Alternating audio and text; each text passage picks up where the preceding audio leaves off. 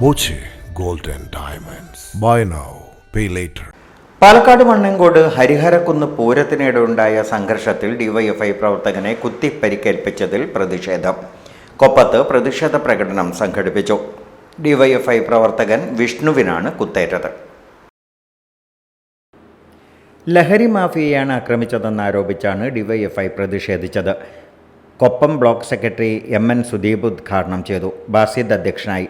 DYFI Koppam മേഖലാ ഭാരവാഹികൾ Anil, Muneeb, Sahir, Shiyas, Koppam LC secretary Mohanan, Pattambi area committee അംഗം സഖാവ് അജയ്കുമാർ, കൊപ്പം പഞ്ചായത്ത് പ്രസിഡന്റ് ഉണ്ണികൃഷ്ണൻ, രാകേഷ് എന്നിവർ സംസാരിച്ചു. Time kids preschool, Mannannur road, Vaniyamkulam. .View news. കാഴ്ചകളാണ് ലോകം, കണ്ടു തുടങ്ങുക.